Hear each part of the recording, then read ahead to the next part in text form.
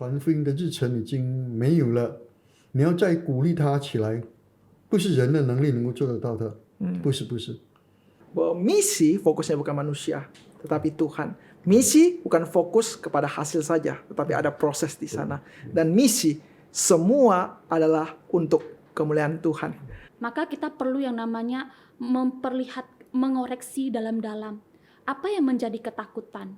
Apa yang membuat kita pada akhirnya menunda untuk pergi? Nah, ada pengalaman ditolak nggak saat mengabarkan Injil?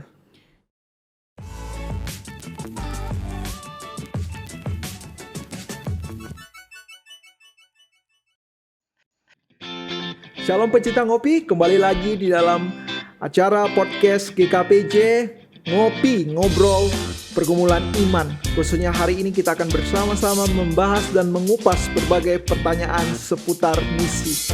Nah, sebagai orang Kristen kita pasti banyak sekali pertanyaan-pertanyaan yang muncul di kepala kita. Bagaimana kita bermisi, apa itu misi, kepada siapa kita bermisi. Nah, hari ini kita akan bersama-sama kupas tuntas.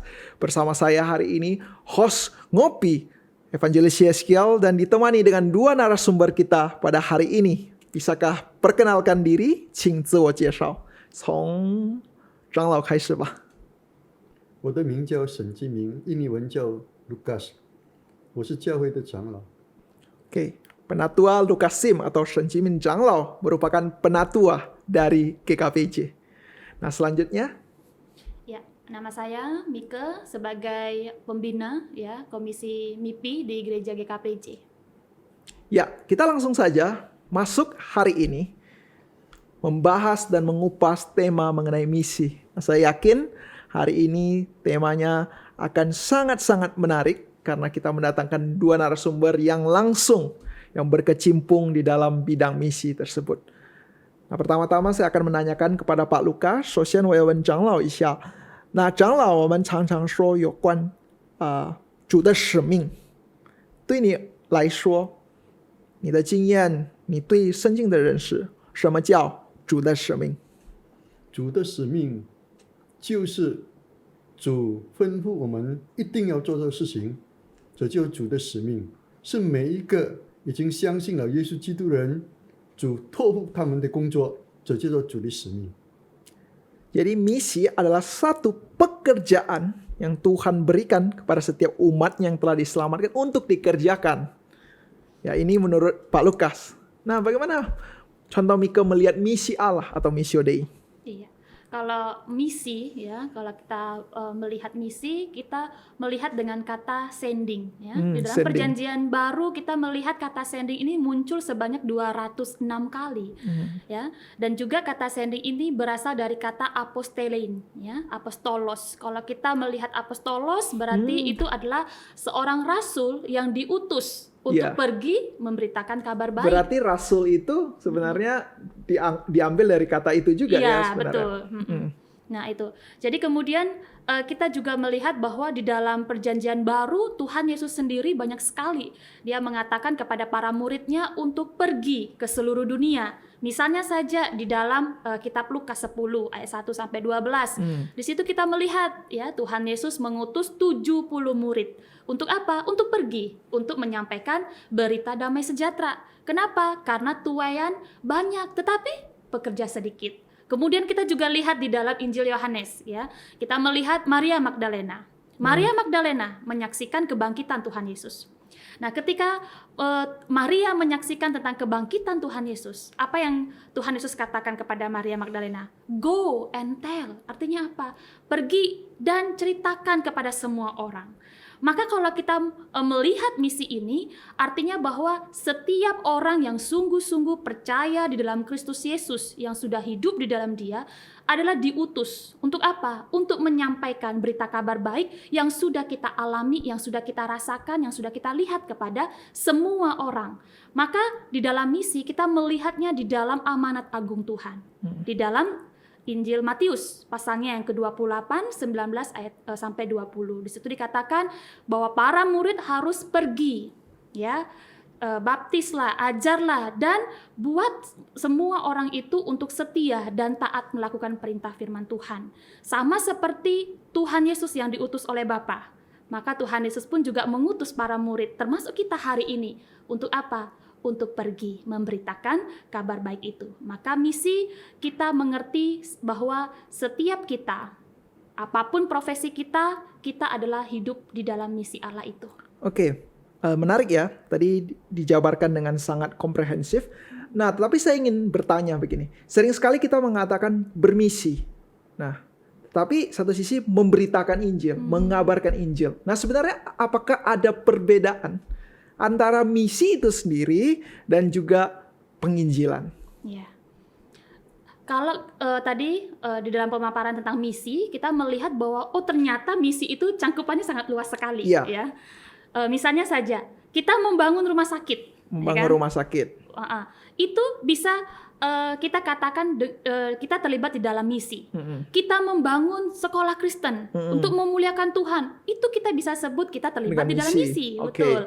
Kemudian juga kita memberikan makanan kepada orang yang membutuhkan. Betul. Kita bisa katakan itu misi ya. Kemudian juga kita terlibat di dalam proses penginjilan yang nanti kita akan bedakan ya. Itu kita juga terlibat di dalam misi.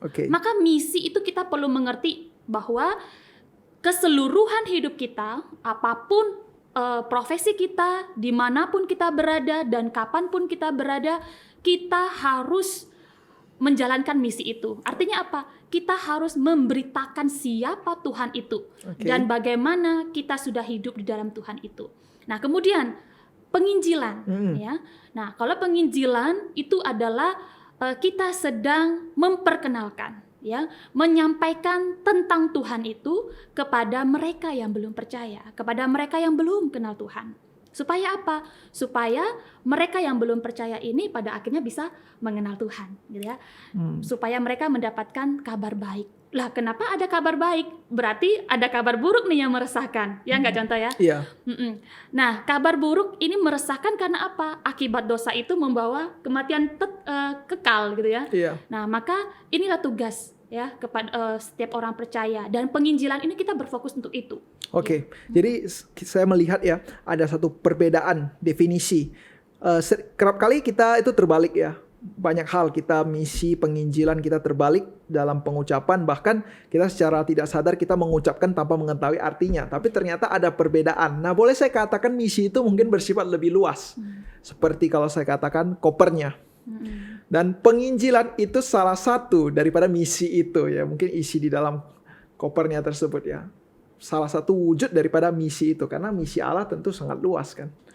Ya, kalau kita melihat kembali lagi kepada Matius 28 amanat agung, tentu tidak hanya mengabarkan Injil, tentu ada aspek-aspek lain misi dalam kehidupan kita, pengajaran, pelayanan, penyembahan dan sebagainya begitu ya.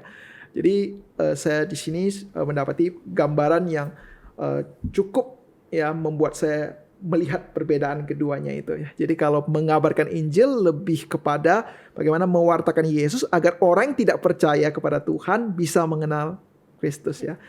Nah, tadi contoh Mika ada katakan salah satu misi kita yaitu mengabarkan Injil. Diambil contohnya tadi, malaikat berkata go and tell ya, 去和宣扬出来。那长老，当我们这个宣扬福音，我们向人阐述有关耶稣基督的时候，为什么人需要得到这福音？为什么人必须聆听有关耶稣？因为圣经告诉我们，没有传福音的这么能够让人家能够相信耶稣呢？必须要有去传福音，让他听到，然后他才能够去接受、相信耶稣基督做他个人的救主，这是很重要的，传扬福音给人家。jadi Pak Lukas yakin bahwa perlu ada yang mengabarkan Injil agar lebih banyak orang lagi mengenal. Ya. Nah, ini adalah suatu hal yang mengingatkan kepada kita bahwa ya setiap kita terpanggil gitu. Kalau kita tidak pergi, ya bagaimana banyak orang lain yang belum mengenal gitu lah. Ini jadi merupakan satu dorongan bagi kita. Nah, mengenai tentang misi Allah ya, misi Allah. Nah, bagaimana kita membedakan? Ya, kita sering sekali berkata saya dipanggil Allah untuk melakukan misi-misi tertentu, membangun sekolah, ya kemudian pergi dalam suatu pelayanan, dipanggil menjadi hamba Tuhan, dipanggil untuk menjadi aktivis gereja, diaken dan sebagainya. Itu ada misi yang kita mau hidupi. Nah, tapi bagaimana membedakan antara misi dan ambisi? Nah, contoh Mika. Ya, ini menarik sekali ya, sebuah pertanyaan yang saya rasa ini juga perlu digumulkan ya. Iya. Ketika kita menjalankan misi atau menjalankan penginjilan di dalam kehidupan kita. Jangan-jangan yang kita kerjakan adalah misi humanis ya, misi diri kita sendiri, bukan misi Tuhan. Nah, ya. itu ambisi namanya Iya, ya. betul. Oke, nah bagaimana membedakannya? Nah, saya setuju nih dengan yang dikatakan oleh Timothy Tennant. Dia mengatakan begini, missions is ultimately not about what we do, but about who God is. Jadi jelas sekali bahwa misi itu kita harus berfokus kepada Tuhan, bukan berfokus kepada siapa kita, apa yang kita lakukan tentang diri kita. Maka untuk kita membedakan mana nih misi humanis dengan missio Dei, jelas kita harus melihat lagi apa yang sedang kita fokuskan. Apakah Tuhan yang sedang kita muliakan atau jangan-jangan diri kita sendiri. Gitu. Ya, berarti bagaimana menentukan antara misi kita secara pribadi, ya, ambisi dengan misi. Nah, itu salah satunya apakah itu memuliakan Tuhan. Begitu ya. 那长老怎么样区分我们个人的理想、个人的渴慕，以及这个是真的神呼召我们，是差遣我们去行的，有什么标准来区分二者？上帝差遣我们，我们要照着上帝的意思去做成上帝工作。我们没有想到个人的得失和需要，没有想到名和利，完全想到上帝，这就是一个区别。就是没有看到我们个人的利益，tidak melihat kepada keuntungan diri. Apakah Lukas, jadi standarnya apakah itu kita mengerjakannya untuk Tuhan, pelayanan untuk Tuhan, atau kita sebenarnya untuk untung diri kita ya? 有没有比较仔细的标准，就是我们必须回到什么根源才能区分这个是我个人的野心或者主的使命？个人的野心和主的使命在外表上看起来好像看不大很清楚，一样差不多一样啊，一样是为上帝工作，但是他的心一个是为了上帝而工作，一个是为了自己的名誉、自己被人家称赞、自己的荣耀来工作，这就是一个很大的区别。但是呢，在人看不出来，在上帝看出来。而且最重要的，他自己的心，他自己是为了他自己呢，还是为了上帝呢？他自己在默默安静的时候，他会了解他的工作原来是为自己，不是为上帝。 Jadi menarik ya Pak Lukas katakan sebenarnya ambisi dengan misi itu susah untuk dibedakan. Sebenarnya dari lahiriah, dari aspek eksternal tuh kelihatannya sama. Karena orang yang memiliki ambisi itu juga bisa berkata ini untuk Tuhan gitu ya. Tetapi yang membedakan yang paling dalam itu di hati yang berdalamnya itu. Ya. Dan walaupun orang tidak tahu, sebenarnya Tuhan tahu. Dan yang paling saya sangat setuju bahwa sebenarnya orang yang memiliki ambisi itu di tengah keheningan jiwanya sebenarnya dia sadar kalau dia benar-benar memikirkan dalam-dalam sebenarnya dia tahu sebenarnya dia ingin mengerjakan itu untuk apa? Apakah untuk dapat pujian saja atau mendapati sesuatu ya, sehingga Tuhan tergantikan. Tapi menurut saya secara pribadi nih, salah satu takaran yang harus kita pertimbangkan yaitu Alkitab Huetao Shenjing. Ya, jadi kita kembali ke Alkitab dan Alkitab itu menjadi satu takaran untuk kita bisa membedakan sebenarnya ini ambisi pribadi saya atau benar-benar dari Tuhan. Iya. Tapi contoh begini loh. Iya. Misi manusia itu bisa terbungkus dengan etik. Oke. Karena saya punya pengalaman begini contoh ya. Di dalam pelayanan saya ketika saya mau pergi bermisi ya, kunjungin satu rumah gitu ya. Nggak tahu kenapa hari itu saya benar-benar takut sekali untuk datengin lagi ke rumah itu. Karena kali pertama saya datang saya dicuekin ya. Oke. Saya dicuekin karena kemudian saya berpikir begini. Tuhan, kenapa sih sekarang kamu kasih lagi nih dorongan untuk saya datang lagi nih ke tempatnya dia? Padahal yang saya bawa ini memang gak menarik loh buat dia gitu loh. Tapi kenapa Tuhan dorong? Nah di situ saya berdoa kepada Tuhan, bahkan saya menangis sama Tuhan. Supaya apa? Hilangkan nih dorongan ini untuk saya pergi ke situ. Bahkan kurang lebih 45 menit saya tunda-tunda waktu saya untuk pergi ke tempat itu. Nah kemudian saya pikir lagi gitu ya. Pada titik itu saya gagal untuk melihat yang namanya misi Tuhan yang Tuhan taruh di dalam hati saya. Yang pada saat itu, di titik itu saya sedang meninggikan yang namanya ambisi saya sendiri. Kenapa? Kali pertama saya dicuekin. Saya mau terlihat, saya mau diperhatikan. Saya mau membawa sesuatu ini tuh menarik untuk dia. Tanpa sadar saya mengubah konten nih. Firman Tuhan itu tuh saya ubah dengan apa yang menurut standar saya. Padahal firman Tuhan yang harus kita beritahukan dengan itu. Gitu kan? Harus transparan. Firman Tuhan apa yang dikatakan kita juga harus sampaikan seperti itu. Tetapi di dalam keselubungan itu ya tersembunyi. Saya meragukan gitu loh, meragukan apa yang saya mau bawa, bahkan saya tunda-tunda gitu kan. Nah ini misi manusia itu, maka saya katakan tadi sangat epik tersembunyi. Maka kita perlu yang namanya mengoreksi dalam-dalam apa yang menjadi ketakutan, apa yang membuat kita pada akhirnya menunda untuk pergi. Jangan-jangan kita sedang mengedepankan misi kita sendiri. Iya. Nah itu. Ya, berarti kita benar-benar ya harus introspeksi diri ya. Kita melihat kedalaman hati kita. Karena kadang seperti itu tadi, batasannya itu sangat tipis. Nah mungkin juga ada seorang yang awalnya itu benar-benar mau mengerjakan untuk misi Tuhan.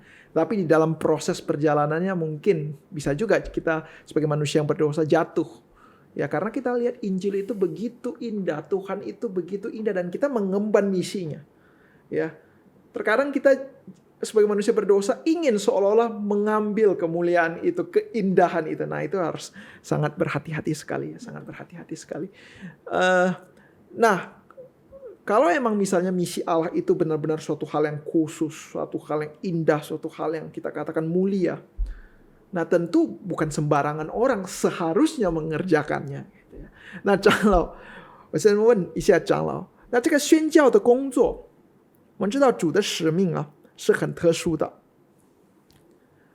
是否也是必须很特殊或者某某人，比如说宗教领袖啊，或者传道牧师，或者宣教士才能宣教呢？当然，这些特殊训练、特殊被上帝所选召的人，他们有特别的训练，他们做起来他们的工作会比较顺利，会比较让人能够容易接受。但是一件事情我们应该完全知道的，完全要去了解的，就是我们能够做很大的工作，但是在传福音的工作上，在带领一个人相信耶稣基督身上的事情上，如果没有圣灵的参与，你就是再有本领，你就是再有才干，你就是再有口才，你不能够带领他相信耶稣基督。这不是你的工作，这是圣灵的工作。所以就是一个没有受过特别训练的人，他如果被圣灵所带领，圣灵所使用，他能够带领许许多多人相信耶稣基督。Jadi asalkan ada bantuan daripada Roh Kudus, maka seseorang itu dapat mengabarkan Injil, tidak peduli apakah dia belajar teologi ya, apakah mengikuti kelas-kelas khusus, ya siapapun bisa asalkan Tuhan bekerja, Roh Kudus bekerja dalam pribadi itu. Apakah Contoh Mika setuju? Ya, saya sangat setuju akan hal ini ya, karena panggilan misi itu, misi umat Allah itu diberlakukan kepada setiap orang yang percaya kepadanya. Jadi tidak hanya rohaniawan ya, atau betul. kelompok-kelompok eksklusif Ya, tertentu. tentu, benar. Ya. Kepada semua orang, ya, tidak hanya seorang hamba Tuhan, ya, tapi semua orang yang sudah hidup di dalam Tuhan. Walaupun misi sendiri artinya apostolos ya, yang apostolo ya, berarti Ya, rasul betul. atau menuju kepada misi misionaris, tapi tidak hanya dibatasi profesi itu. Betul. Jadi siapa yang boleh bermisi nih? Setiap orang percaya. Setiap orang percaya. Iya. Karena kan gini, di dalam kehidupan kita sehari-hari, gitu kan? Kita bisa bermisi, gitu loh. Oke. Jadi bukan hanya orang yang pergi sekolah gitu ya, dia belajar lebih banyak. Meskipun memang tentu ada orang yang diperlengkapi ya khusus untuk itu. Tetapi kita sebagai ibu rumah tangga pun bisa bermisi di mana? Di dalam keluarga kita. Di dalam kita mendidik anak-anak. Kita sebagai mahasiswa, kita bisa bermisi gitu loh. Di tempat kita. Gitu. Oke. Nah, berarti kita sebenarnya nggak boleh membanding-bandingkan. Ya sering sekali kan mengapa muncul pemikiran seperti rohaniawan lah atau misionaris saja yang pergi melayani itu ya. Itu berarti kan ada satu konsep, mungkin salah satu presupposisinya karena menganggap bahwa itu kita tidak bisa kerjakan. Ya, orang-orang khusus saja yang sudah belajar baru bisa kerjakan. Mungkin mereka mencoba membandingkan sehingga muncullah perasaan minder sehingga sudahlah kita tidak mengerjakannya gitu ya. Iya. Nah, jadi seolah-olah sulit. Makanya saya pernah mendengar cerita seperti ini ya. Siapa yang mau anak-anakmu menjadi hamba Tuhan? Ya, ya adalah 10 orang gitu ya. 10 orang anaknya, oh ya sudah anak saya persembahkanlah menjadi hamba Tuhan. Dari segitu banyak orang, 10 orang.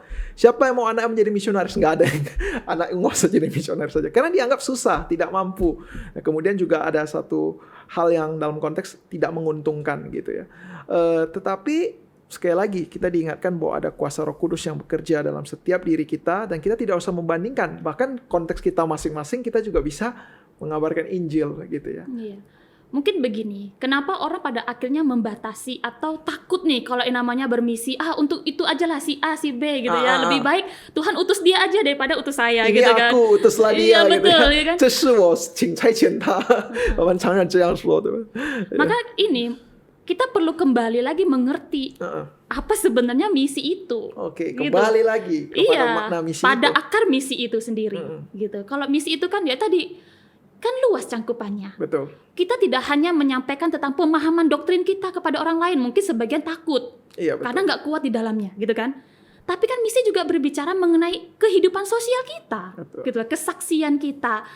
Dengan kita berdoa, kita bisa bersaksi, kita Betul. bisa bermisi di dalamnya, ya kan? Dan saya yakin pun, kalaupun ada orang yang tidak fasih berbicara, kalau dia mengabarkan Injil yang sejati itu, Injil itu yang berkuasa untuk mengubahkan orang, membuat dia tertarik kepada Yesus. Karena saya pernah melihat orang yang dalam konteks diberikan berbagai argumen, ya, logika-logika, berbagai teori juga tidak percaya Yesus gitu. Tapi ada satu orang nenek-nenek atau mungkin senior yang sangat tulus memberitakan Injil, bahkan orang-orang terpelajar pun akan takluk.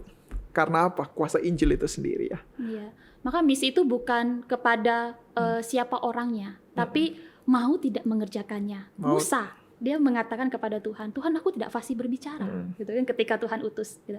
Tapi ketika dia memberikan dirinya, Tuhan sendiri yang memperlengkapi. Oke, menarik.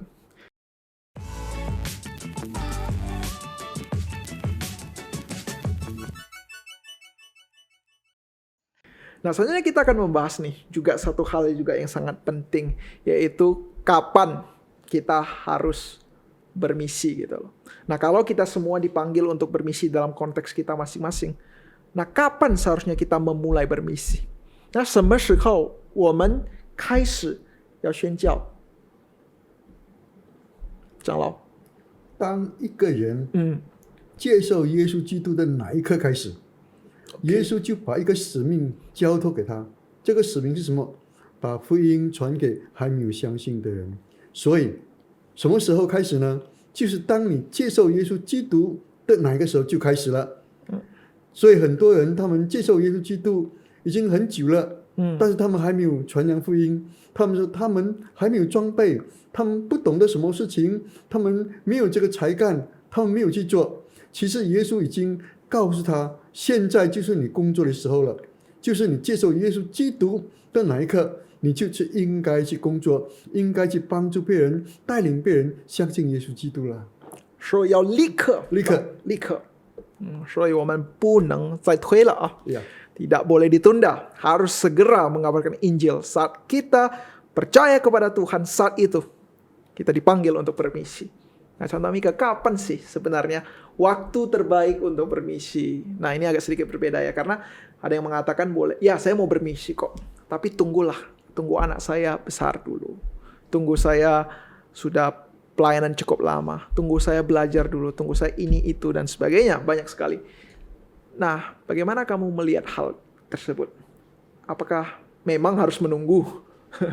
Ya, saya setuju dengan yang dikatakan oleh Penatua Lukas ya, bahwa misi itu memang tidak boleh ditunda-tunda. Oke, langsung. Ketika hari ini ada kesempatan, kita kerjakan misi itu. Gitu ya. Karena gini, saya setuju dengan apa yang dikatakan oleh Christopher Wright ya. Di situ dikatakan apa? Hidup kita adalah kehidupan di dalam misi. Artinya apa? Bahwa keseluruhan hidup kita sedang menjalankan misi Tuhan itu. Dimanapun kita berada, di rumah, di kamar, ya kan? Di sekolah, kan? Di tempat kerja, kita harus mengerjakan misi Tuhan itu, gitu. Jadi setiap hari kita harus yang namanya mengerjakan misi Tuhan itu. Selagi ada kesempatan, kita kerjakan. Nah, apa yang menghambat? Yang menghambat bagi saya tentu passion itu sendiri atau gairah. Gairah ya. Oke. Nah, 长老有什么妨碍一个人宣教呢？妨碍一个人宣教，最重要的是他没有这个负担了，没有这个负担，他就 tidak ada beban. 那的不办，他就不想再传福音给别人了。上帝给我们负担，但是他把这个负担、把这个感动压制下来，所以他就觉得没有负担，觉得这个是别人的工作，别人的负担，他就不要再去传扬福音了。 Ya, jadi tidak ada passion dan kemudian juga tidak ada beban. Ya, ini merupakan satu hal yang sangat serius ya. Jika seorang sudah tidak ada passion, tidak ada beban, pasti sangat sulit mengerjakan sesuatu begitu. Tapi saya secara pribadi melihat itu sebenarnya adalah kausa kedua. Menurut saya kausa yang pertama yaitu yang menghambat adalah kita bermisi tidak mengandalkan Tuhan. Karena sebenarnya saat orang tuh tidak ada passion, tidak ada beban, ya salah satu faktornya mungkin saat dia bertemu dengan berbagai masalah, bertemu dengan berbagai penolakan, kesulitan, sehingga awalnya dia itu semangat, lama-lama jadi kalau mengandalkan diri kabur dia, ya. Apinya itu menjadi kita katakan hilang.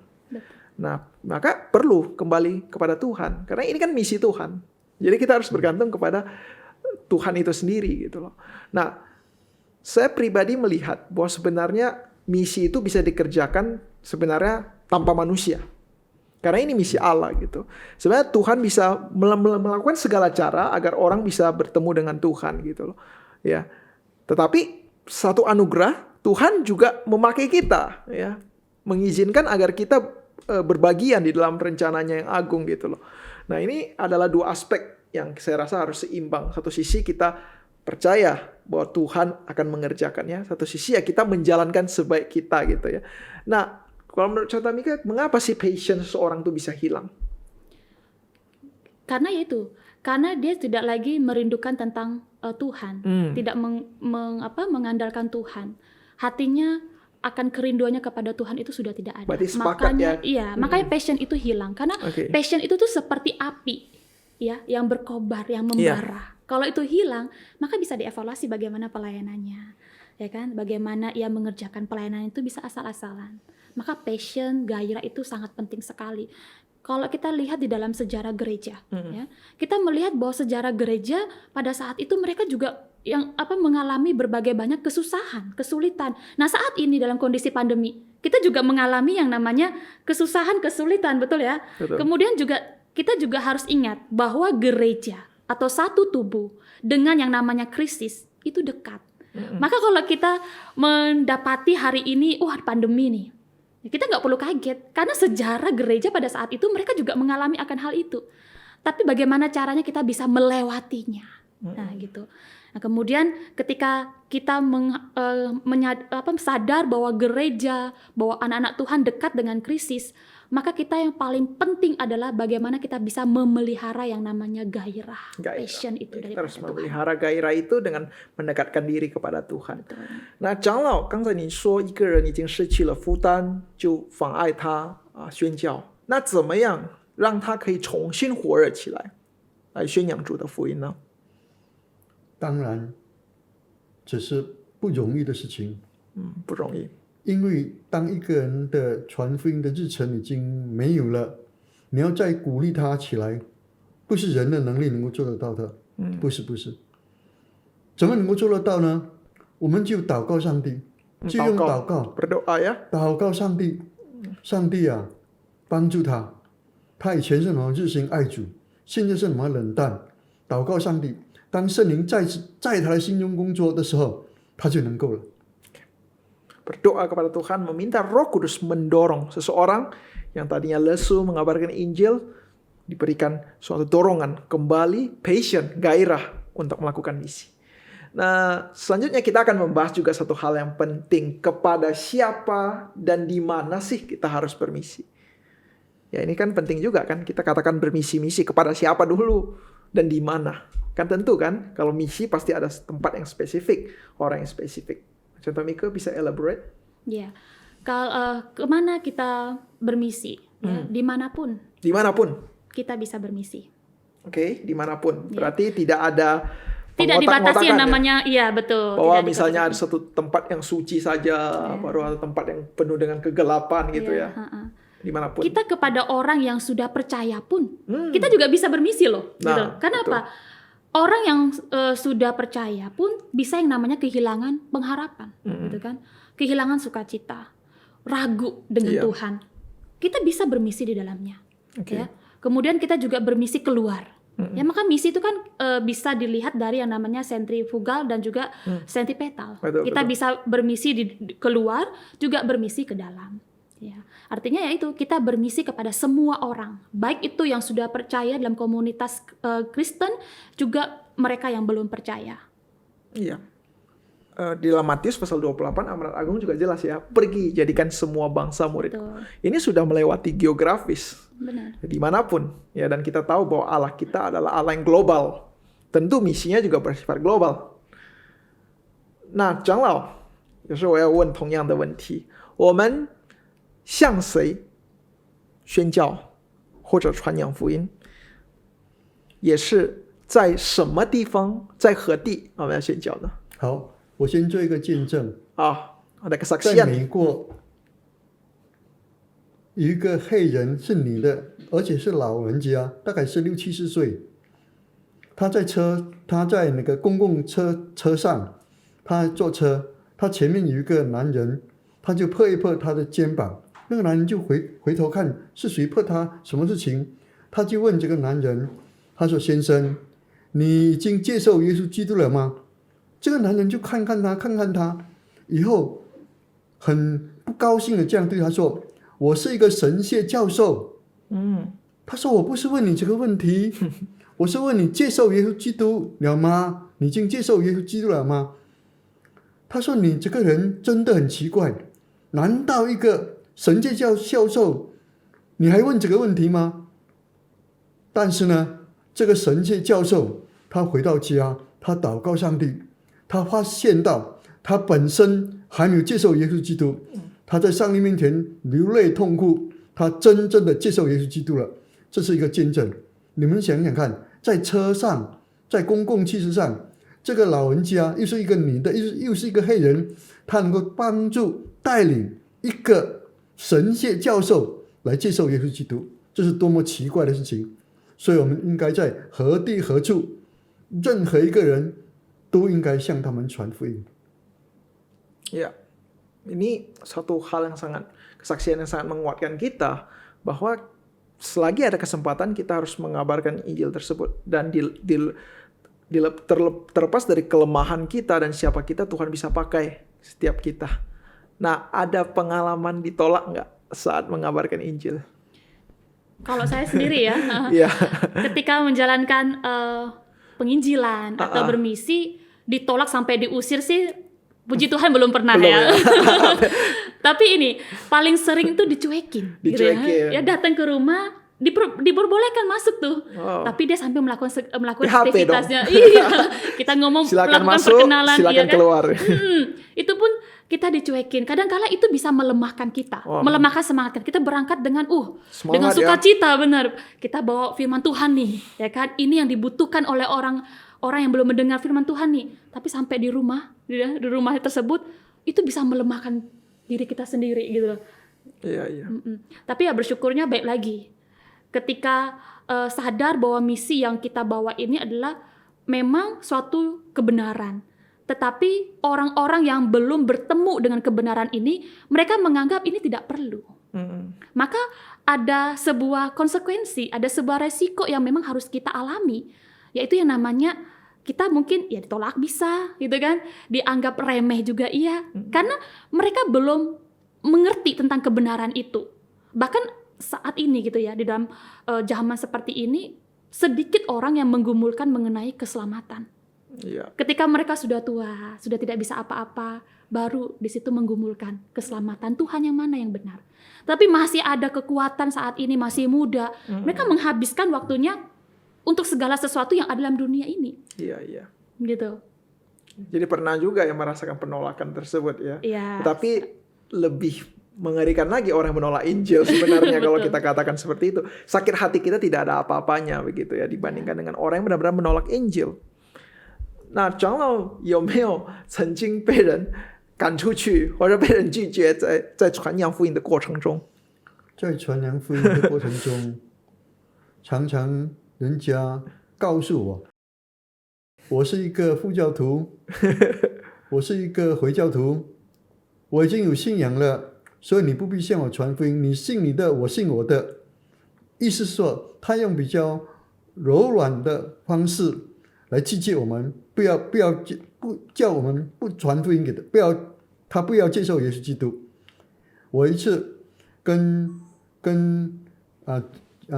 牧师去传福音给一个老人家，老人家他从年轻就是拜神拜父的，到年老他已经是下眼的了。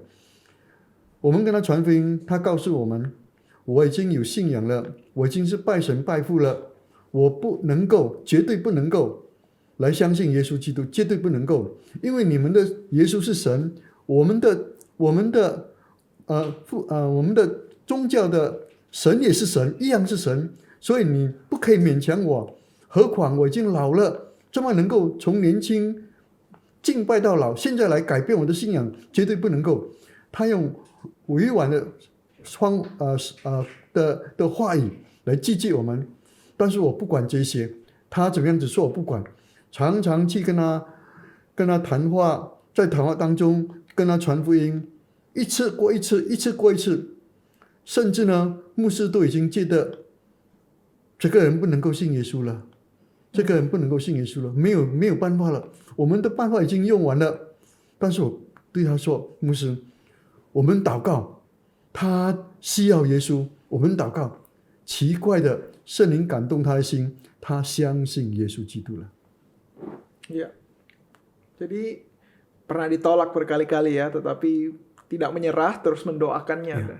Saat Tuhan bekerja, Ya. orang tersebut bisa membuka hatinya untuk mengenal Yesus ya. Ini suatu kesaksian yang begitu menguatkan kita semua. Ya, emang rasanya susah ya kalau sebagai manusia itu ditolak gitu.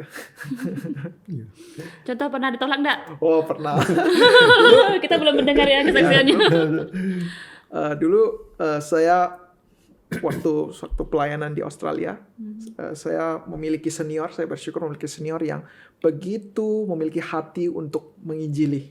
Ya, beliau adalah senior, ya, Pastor Samuel, PhD, dan juga bersama dengan istrinya ya, ya saya memanggilnya Huang Shimu biasa ya, Chang Jingfang Shimu ya. Nah, dua orang ini adalah dua yang sangat respect. Kenapa? Karena mereka dari muda ya sampai saat ini berusia senior masih terus mengabarkan Injil Tuhan. Ya, mereka selalu membawa traktat ya, dan bagikan asal bertemu orang, dibagikan asal orang bertemu, saat makan di restoran dibagikan, ketemu siapa saja dia membagikan dan menceritakan Injil Kristus. Bahkan pernah masuk koran bagaimana Chang Jingfang Shimu ya membawa anjing berkeliling-keliling sambil membawa anjing sambil mengabarkan Injil. Ya, itu sangat luar biasa ya. Nah, sewaktu saya pelayanan di sana, ya saya juga belajar dan melihat bagaimana teladan mereka. Dan kemudian saya diberikan tugas juga. Ini traktat bagi ya. Wah, saya sebagai orang muda ya takut ya bagaimana bertemu dengan orang lain. Tapi saya kembali disadarkan bahwa ini misi Tuhan dan saya belajar dari mereka. Dan saya mencoba, awalnya tidak berani, tetapi saya meluangkan waktu-waktu tertentu, misalnya hari Kamis, dari pagi sampai siang, sore, naik bus kemanapun, berdiri di swalayan, dimanapun. Ya, itu tentu konteksnya berbeda ya, karena di luar negeri mungkin lebih bebas. Saya bagikan traktat. Kalau tidak pulang, tidak habis tidak pulang. Bagikan. Nah, saat saya bagikan, ini ada Injil keselamatan Yesus Kristus. Dia lihat, dia buang. Apa nih dia buang? Waduh, rasa sakit sekali ya. Terus karena saya sayang juga traktatnya itu dibuang, saya ambil lagi di tong sampah, saya ambil lagi, saya bagikan lagi. Terkadang belum ngomong, maukah engkau mengenal? Oh, ini udah, saya sudah, tidak mau. Itu rasa sakit gitu. Tapi dari berbagai ya penolakan yang ada, ya dalam prosesnya saya belajar lah. Saya teringat dengan satu teolog, William Lane Craig berkata bahwa sebenarnya mengabarkan Injil Tuhan itu tidak hanya fokus kepada panennya, ya, kepada hasil, ya, bahwa saya melakukan ini pasti dapat hasil, berapa orang yang percaya gitu ya, kejar target gitu. Tidak seperti itu. Karena selain daripada panen, ada dua proses penting, yaitu proses penabur dan menyiram ya, merawat gitu. Nah, saya yakin sebenarnya yang kita kerjakan, penolakan kita alami itu merupakan satu proses penabur benih. Nah, suatu saat mungkin ya mengalami kejadian-kejadian tertentu, atau dia merefleksikan tentang keselamatannya, atau mungkin dia mengalami kesulitan hidup, atau mungkin dia di rumah saat dia tenang, dia teringat kepada sesuatu yang dia buang itu, atau mungkin pernah mendengar dari contoh Mika atau penatua Lukas, waktu itu mereka katakan bahwa di saat putus asa ada Tuhan yang selalu menopang kehidupan, ada seorang pribadi yang selalu menemani kita, mendengarkan keluh kesah kita. Nah, mungkin saat itu Injil bekerja, ya, saat Roh Kudus bekerja, dia bisa mengenal Tuhan lebih dalam lagi. Ya, saya sangat bersyukur akan hal itu. Ya, jadi ditolak pun bersyukur. Betul. Ya, karena itu juga menguji hati kita ya. Ditolak apakah kita kabur atau malah semakin semangat. Ditolak, ayo lanjutkan gitu ya. Nah, ngomong-ngomong tentang kita boleh kapan saja bermisi dimanapun. Nah, sebenarnya kita perlu nggak sih melibatkan anak-anak dalam misi? Atau mungkin dari anak-anak diajarin konsep misi. Bagaimana pendapat Mika? Iya, kalau untuk anak-anak gitu ya, sebenarnya bisa. Karena gini, Tuhan kan bisa memakai segala macam cara ya, untuk menunjukkan kemuliaannya, untuk orang lain untuk bisa mengenal Tuhan. Kalaupun banyak orang pada akhirnya tidak mau diutus untuk pergi, Tuhan bisa pakai. Sesuatu yang mati pun Tuhan bisa pakai. Karena Tuhan itu bisa melakukan segala sesuatu tanpa kita kok. Tapi kan dari tadi kita ngomong apa? Kita ini diutus, kita berbagian, berpartisipasi dalam misinya. Itu karena kemurahan Tuhan, gitu kan? Yeah. Kemurahan Tuhan yang mengizinkan kita untuk terlibat di dalam pelayanan agung ini. Ya, sola gratia, only by His grace Ya, kan? betul. Jadi anak-anak pun bisa. Karena apa? Orang lain mungkin bisa melihat bagaimana Tuhan bekerja melalui anak-anak itu, ya kan? Iya. Berarti anak-anak perlu ya bermisi sebenarnya. Dia bisa bermisi kalau Tuhan mau memakainya.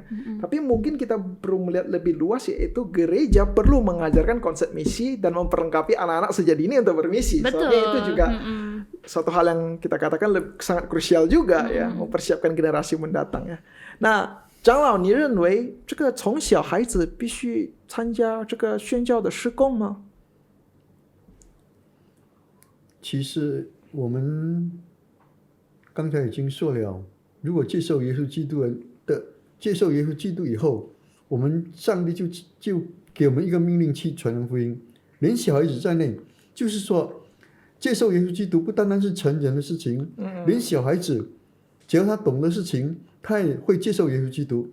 当然，他接受耶稣基督以后，上帝的圣灵也会帮助他、感动他，他还会向他朋友去传扬福音。所以，传扬福音的工作不单单是成人的工作、老人的工作，甚至包括小孩子的工作，也应该去传扬福音。 Ya, setiap kita ya. Sekali lagi, siapapun kita, usia kita, baik muda maupun usia indah, kita tetap harus bermisi. Ya, tidak ada alasan untuk tidak bermisi. Karena Tuhan yang memerintahkan dan Tuhan sendiri yang memampukan. Ya, peran kita hanya setia dan bergantung kepadanya. Nah, ini yang terakhir nih. Satu hal yang juga sangat praktikal, yang mungkin sekarang menjadi concern setiap kita. Nah, kita tahu bahwa misi itu bergerak aktif. Banyak yang harus kita kerjakan ya. Tetapi kan sekarang di masa pandemi, sulit untuk bertemu muka dengan muka gitu ya. Kemudian kita ada namanya jaga jarak, ada prokes. Kemudian kalau kita dulu konsep kita berpikir, kita datang itu kan membawa berkat nih. Betul. Ada Injil keselamatan yang kita berikan, ada suatu pelayanan yang kita berikan. Tapi di masa pandemi bisa-bisa kedatangan saya justru bukan mendatangkan berkat, malah dia kena COVID gitu, takut gitu loh. Takut ya. Takut gitu loh. Ya. Kalau tadi contoh Mika kan tadi ada pengalaman bagaimana mau mengabarkan Injilnya kasih masuk dulu, terus dia tolak di akhir. Nah mungkin di masa pandemi nggak usah sampai contoh Mika masuk, mungkin baru halo, udah kamu keluar. Sekarang lagi protokol kesehatan gitu. Nah, bagaimana strategi bermisi di masa pandemi? Apakah ada cara-cara tertentu yang bisa contoh Mika sharingkan agar setiap kita juga mendapati gambaran dan tetap semangat? Wah, ternyata di masa pandemi kita masih bisa mengabarkan Injil Kristus. Iya, awal-awal ya, waktu pandemi masuk ke Indonesia ya, khususnya di dalam gereja kita kan semua segala kegiatan tatap muka dibatasi gitu ya. Di situ saya berpikir ya, sebagai seorang hamba Tuhan saya juga shock gitu ya. Karena biasanya di lapangan gitu ya. Kemudian saya pikir, pandemi nih berarti tidak ada misi, tidak ada penginjilan nih gitu ya. Tapi ketika saya merenungkan gitu ya, bagaimana nih saya bisa bermisi dalam masa-masa pandemi seperti ini? Ternyata pandemi COVID-19 ini mengajar saya tuh untuk merenungkan lebih dalam lagi, mengerti tentang misi itu sendiri, esensi misi itu sendiri. Bahkan pandemi COVID ini pun juga mengajar saya untuk lebih kreatif di dalam pelayanan misi. Memang sebelum pandemi saya datang ke rumah, ya kan? Dicuekin segala macam. Tetapi justru di tengah-tengah pandemi ada sukacitanya. Ada sukacitanya. Iya, karena begini contoh. Ketika saya punya list ya, siapa aja yang sudah saya PI bersama dengan tim gitu. Betul. Ya. Nah kemudian nggak bisa nih bersama tim datang ke rumahnya, tadi yang contoh katakan. Maka saya follow up sendiri dengan apa? PJJ. Apa itu PJJ? Apa itu PJJ? Penginjilan jarak jauh. Wah, saya di rumah saya, ya. Saudara mereka yang kita targetkan di rumahnya sendiri. Ya. Jadi kan? Nggak hanya PJD. Penginjilan jarak dekat. Oh betul. Lebih kreatif ya. Sekarang ada PJJ, benar gitu ya. Nah, kemudian ketika saya melakukan PJJ ini ya, contoh ya, Pak. Jadi biasanya saya ditolak nih. Saya punya catatan kan. Jadi berapa kali sudah datang, sudah berapa kali udah follow up, sudah sampai mana, kemudian orang ini seperti apa gitu ya. Nah, ketika saya punya pengalaman yang tadi saya saksikan itu, saya dicuekin, tapi ketika masa pandemi saya hubungin dia terima saya dengan bagus gitu ya, dengan baik sekali, dengan welcome sekali. Karena apa? Di tengah-tengah pandemi orang kan mengalami apa? Krisis, ya, krisis ekonomi, ada banyak pergumulan terjadi. Nah, di tengah-tengah krisis seperti ini, seseorang itu membutuhkan teman, ya, seseorang itu membutuhkan suatu kepedulian. Nah, ketika kita datang, ya, mungkin kita tidak secara langsung diangkat, kita langsung ngomongin Injil, gitu ya. Tapi kita tanyakan keadaannya bagaimana. Nah, kemudian dia bisa merasakan, di tengah-tengah situasi seperti ini ada ya orang yang bisa memperhatikan kayak gitu. Nah, maka ada satu buku yang saya baca ya, dia mengatakan begini, kemurahan ya itu adalah suatu kesaksian yang sangat baik kepada orang lain. Nah, di tengah-tengah masa pandemi seperti ini kesempatan bagi kita untuk menunjukkan apa? Kemurahan hati kita. Kemurahan hati kita. Tuhan kita Yesus Kristus sudah lebih dulu menunjukkan kemurahan hatinya kepada setiap kita. Iya. Nah, maka kita juga harus mengadopsi bagaimana cara Tuhan mengasihi kita, betul.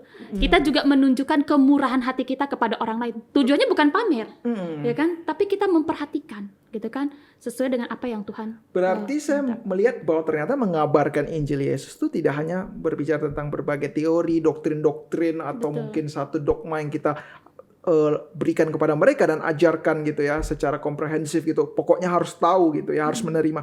Bukan, rupanya melalui kesaksian hidup kita, kemurahan itu juga bisa menggerakkan hati orang. Betul. Kenapa nih ya? Ini orang saat tidak ada yang peduli saya, semua mungkin jaga jarak dengan saya, anggap saya virus kali ya gitu ya. Tapi tetap ada seseorang begitu memperhatikan saya gitu. Bahkan lebih dari saudara, lebih dari keluarga. Mungkin kan ada tanda tanya. Ya, yang akan dijawab oleh Dia, yaitu melalui Yesus Kristus gitu, melalui perbuatan-perbuatan baik kita, kemurahan itu. Ya tadi jarak jauh ya, salah satunya mungkin perhatian. Tapi kan juga bisa ya melalui lain lagi ya. Misalnya apa lagi jenisnya selain banyak perhatian? sekali gitu ya. Misalnya juga kita bisa memposting berita tentang Tuhan Yesus. Berita tentang Tuhan di Yesus media sosial kita. Medsos ya. Ternyata medsos juga merupakan satu hal yang Tuhan pakai. Iya, di situ kita bisa menyampaikan tentang kata-kata, bentuk kata-kata ya tentang Tuhan Yesus. Kemudian juga kita juga memposting lagu, film Kristen, film gitu kan? Kristen. Berbagai macam cara. Gitu. Iya, di pandemi COVID ini banyak film-film seperti banyak platform-platform yang ada nonton film streaming online dan banyak anak-anak muda, semua orang kan karena di rumah ya. Online di rumah, belajar di rumah, jadi nonton film tersebut. Nah juga melalui film ya bisa mengabarkan Injil. Kita berikan film-film rohani sehingga dia melihat film tersebut. Dulu waktu sibuk mungkin tidak sempat nonton ya. Sekarang memiliki waktu yang cukup fleksibel, ya sudah coba nonton film rohani tersebut juga bisa ya. Oke. Masak pernah bisa juga kan? Masak bisa. Ya kita membagikan ya makanan yang kita buat, kemudian kita berikan kepada orang-orang yang membutuhkan. Gak bisa masak pun kita bisa itu ya, kirim melalui itu ya, pengiriman online. Betul ya. Suatu kali saya punya teman diam-diam gitu ya, dia memesan makanan lewat aplikasi. Aplikasi. Ya. Kemudian saya tanya, mana makanannya kok nggak datang? Ternyata saya sengaja, saya pesan, kemudian ketika dia mau antar, saya katakan makanan itu untuknya. Wah. Dan itu dilakukannya pada hari besar agama tertentu. Ya, dia menunjukkan ini. Ya, bahkan juga kita memiliki kesempatan berbuat baik ya, banyak ya. Misalnya kita memesan sesuatu untuk orang yang mengantar itu sendiri. Jadi ya itu ya. Nah, kemudian tidak usah kembalian atau bagaimana ya. Banyak hal yang kita bisa kerjakan ya. Nah, 长老在这个疫情的过程中，很多人说很难宣教，就是我们是不可能传扬基督的福音先稍等一下吧，等这个疫情过了，我们才能努力的宣教。那您看有什么样的政策或者方法，你个人就是行得通的，好让我们在这个时刻大概有这样的一个画面来知道我们该如何在这个疫情中宣教。其实在这个疫情当中我们仍然可以宣教，甚至呢是一个机会。怎么说一个机会呢？因为很多人他们没有人来看他，没有人来安慰他，那么我们去到人家的家，我们不可以很多人，一个人，我常常一个人或最多带一个人2个人，我们到他家，我们分单张给他，我们关怀他，跟他谈谈，但是不要很长，短短的时间把一些福音简单地告诉他，但是还是保持距离了但是我们要保持距离，我们用戴那个口罩，以及我们有洗手液，这样子呢，他看了比较安全，我们也安全我们也安全，这样子呢也能够去传扬福音，应该是没有很大的阻碍，只要我们肯，我们会想尽办法，看看哪一个人需要，我们就1、2个人去他家跟他传福音，跟他谈谈，跟他安慰，跟他鼓励，他们都很需要、很喜欢。 Oke, jadi sebenarnya kita melihat bahwa masa pandemi ini bukan ancaman, justru kesempatan. Karena banyak orang yang memikirkan tentang kehidupan, mereka butuh perhatian. Di situ kita bisa hadir baik jarak jauh maupun jarak dekat, tetapi melalui prokes yang ketat. Ya. Jadi tidak ada alasan untuk tidak mengabarkan Injil. Sedangkan kita setiap hari pun beraktivitas, kita bekerja, kita juga pergi belanja, itu kan tetap aktivitas fisik kan, tapi tentu kita harus menjaga, kecuali suatu saat mungkin benar-benar dilarang sampai keluar pun, ya kita keluar pun akan terinfeksi virus gitu. Tapi asal ada prokes dan kita bijaksana juga ya. Ya, bukan hanya sekedar mau bermisi, tapi tidak memikirkan aspek-aspek kesehatan seperti itu. Ya, nah kita juga harus butuh hikmat dan penuh kehati-hatian dalam mengabarkan Injil. Ya, kalau saya secara pribadi ya melihat bahwa ya ini adalah masa yang sangat penting, khususnya mengabarkan Injil melalui bidang digital. Ya, teknologi semakin maju. Ya, melalui digital, perangkat handphone kita, melalui berbagai medsos ya yang kita miliki, kita bisa mengabarkan Injil Kristus. Tidak hanya sekarang satu geografis atau satu tempat wilayah, kita bisa mengabarkan bahkan ke seluruh bagian Indonesia, bahkan ke luar negeri gitu ya. Nah, misalnya kita ambil contoh podcast kita ini. Ya, sekarang melalui platform kita sharing-sharing seperti ini, ya tidak hanya mungkin gereja kita atau mungkin kawasan Jambi.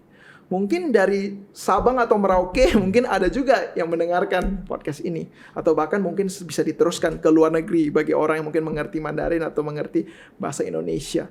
Nah, ini merupakan satu hal yang kita katakan tidak dibatasi. Ya, kita juga bisa menggunakan via SMS ya, atau via mungkin aplikasi-aplikasi tertentu untuk mengirimkan renungan-renungan. Ya, atau mungkin penguatan, atau mungkin gambar-gambar, ya, gambar-gambar yang benar-benar bisa membuat orang tersenyum, tetapi sekaligus mengenal Yesus. Nah, itu juga bisa membantu untuk menguatkan setiap kita. Ya, kita sudah melihat bahwa di masa seperti ini tidak ada alasan untuk kita tidak menginjili. Yang ada kita tidak mau menginjili. Ya, terima kasih. Baik. Penatua Lukas, terima kasih Contoh Mika. Hari ini kita telah sharing-sharing banyak sekali mengenai misi, ya. Beberapa hal esensi, 5W1H telah kita jawab pada hari ini. Kiranya bisa menjadi berkat bagi setiap pendengar. Nah, closing statement dari setiap kita. Mungkin dari Penatua Lukas, 有没有一句两句话做一个结束语？就是说，一个人能够去传扬福音，只是上帝特别爱他，感动他，他才能够。如果靠着自己不能够，完全不能够。好，ya, Contoh Mika.